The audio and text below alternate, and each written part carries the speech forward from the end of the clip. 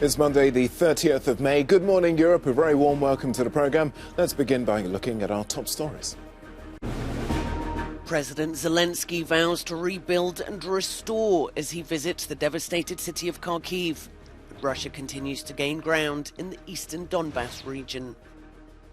Germany's economy minister warns that EU unity on a Russian oil embargo is starting to crumble as leaders meet to discuss a sixth round of sanctions. And US President Joe Biden visits Uvalde, Texas, the site of last week's deadly school shooting. The Department of Justice says it will investigate the police response. Russia says what it calls the liberation of the Donbass region of eastern Ukraine is an unconditional priority, defending the invasion that it maintains is about demilitarizing its neighbor. Its forces continue to gain ground, albeit slowly, pounding cities, causing casualties and widespread damage to housing, despite its claim that it doesn't target civilians. Over the weekend, President Zelensky visited the front line in the city of Kharkiv and announced that he'd fired the regional head of security. I came to see the situation for myself and fired the head of security service in the region for not working on the defense of the city from the beginning of the invasion, thinking only about himself instead. Why did he do that? What were his motives? Our legal authorities will figure it out. In the capital, Kyiv, the priority now is reconstruction. It's believed around half the city's 2 million people have been forced or chose to flee their homes amidst the bombardment. Authorities say around €32 million, a third of its present reconstruction funds, will go to the region. People fleeing from the east continue to arrive in regions regarded, at least for now, as secure. This train was chartered by Doctors Without Borders. Since March, the organisation has helped to move at least 600 people away from the fighting.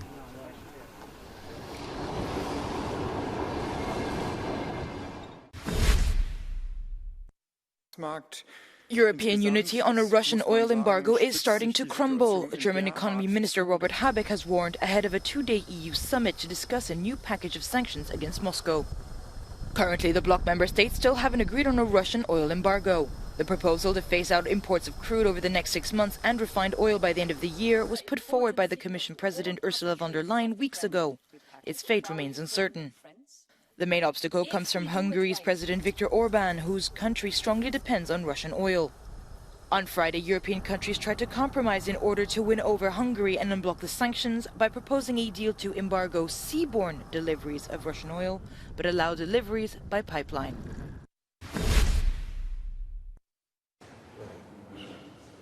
As Western allies try to move away from Russian energy, Serbia is taking a step towards it.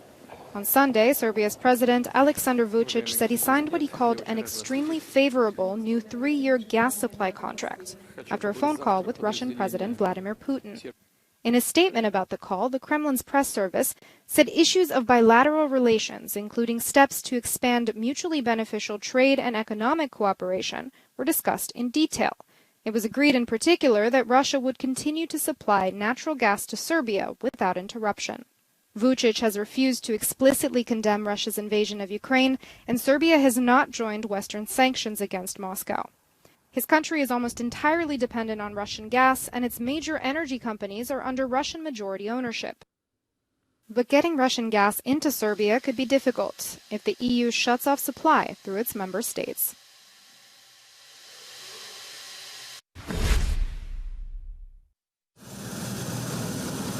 U.S. President Joe Biden visited the memorial of last week's school shooting in Uvalde, Texas, where 21 people were killed, most of them children.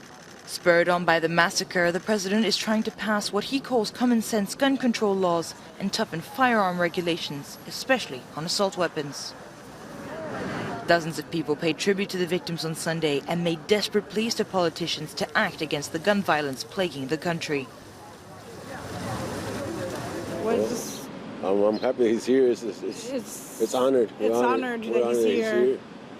And I guess just stop selling guns. Period. That's my opinion. Yeah, I think he should just get stricter and no more guns. I mean, tobacco you can get at 21 now, and now guns you can get at 18. Something's wrong right there. Yes. I think 18-year-olds shouldn't be able to buy any weapons. I think the assault weapons. I'm retired military. assault weapons are not for the public. So far, Biden and the Democrats' efforts to enact stricter rules regarding guns have been stonewalled by the Republican blockade on the Congress floor.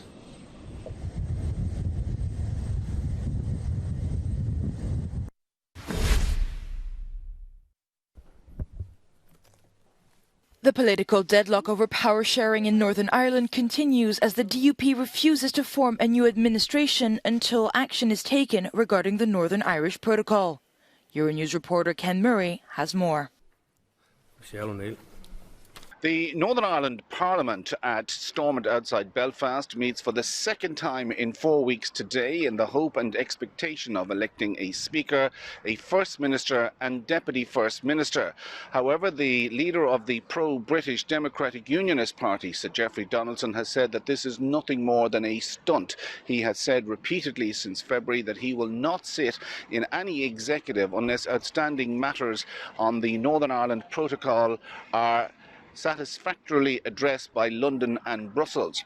The Northern Ireland Protocol is an imaginary border in the Irish Sea, and what it does, it effectively means that goods entering Northern Ireland, which is in the United Kingdom, from England, Scotland and Wales, have to go through customs checks. Now, the DUP make the point that this is unacceptable as it isolates Northern Ireland from the rest of the United Kingdom, and they see it as being nothing more than another incremental step towards a united Ireland, which is something they oppose. So the difficulty for London and Brussels is that as far as they are concerned, the protocol has been addressed, albeit that it requires some tweaking. London has problems at present. Boris Johnson's leadership is under threat. There is a growing number of MPs in his party calling for his resignation, while Brussels has taken the view that the protocol matters have been put to bed since December in 2020. Its main focus now is the crisis in Ukraine. Matters are not helped for the politicians in Northern Ireland by the fact that there is already a cost of living crisis, and what irritates the electorate more than anything else is the fact that since the 90 MLAs, members of the Legislative Assembly in Northern Ireland, were elected on May 5th, they are getting paid for doing no work. So it looks as if this logjam is going to continue for the foreseeable future. This is Ken Murray for Euronews in Dublin. Time has run out for the orca whale that has been stranded in the Seine. French authorities have announced that the killer whale will be euthanized after an operation to save the animal and guide it back to the ocean ended in failure. Officials say it is in a critical state of health, having become very weak due to being in fresh water and being infected with a black fungus which is impacting its organs, skin and brain functions. The orca has been spotted multiple times in the iconic French river since April 5th. The authorities did not specify how or where it will be euthanized. The UK government is calling on UEFA to investigate scenes at the Champions League final in Paris on Saturday after police used tear gas and pepper spray on Liverpool fans trying to get in.